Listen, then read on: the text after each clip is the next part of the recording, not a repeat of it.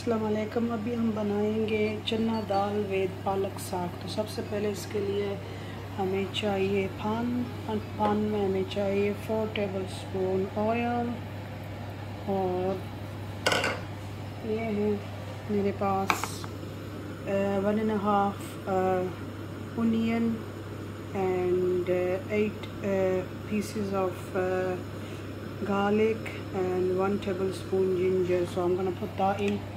पहले ये डालेंगे, इसको फ्राई करेंगे.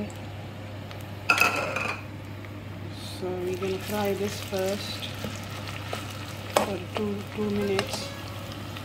2 मिनट के लिए इसको फ्राई करेंगे. उसके बाद मेरे पास 2 chopped tomatoes, और ये है मेरे पास हाफ स्पून ये है chili, half spoon salt, half spoon turmeric powder and half teaspoon chili flakes. So it depends on your own taste how much you using all masalas. It's optional how much you using, how much you making. After 2 minutes cooking, I'm adding two chopped tomatoes.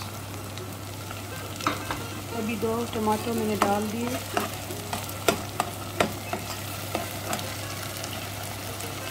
I'm gonna add all the masalas that I showed you earlier.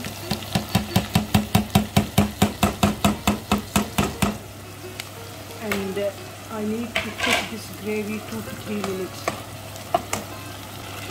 Now masala is done. अभी मसाला भून गया है, तो अभी इसमें हम अपना साग डालेंगे. अभी 2 bunches मैंने पालक के और 1 ब्रिटिश ग्रीन का डाल दिया. I put 2 पालक bunches and 1 British green, and I'm gonna let it cook for 5 minutes now. 5 minute के लिए इसको कुक करेंगे, फिर इसके ऊपर दाल डालेंगे. I'm gonna leave it for 5 minutes and then put dal on it. After 5 minutes cooking, 5 minute पकाने के बाद now we gonna add dal in it, क्योंकि ये गल गया साग. तो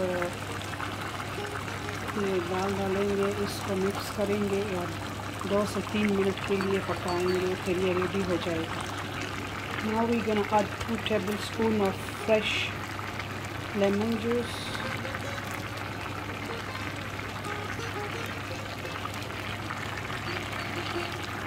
We added the 2 tablespoon of fresh green coriander. It's nearly done now. In last stage, really cooked. ये बन गया है.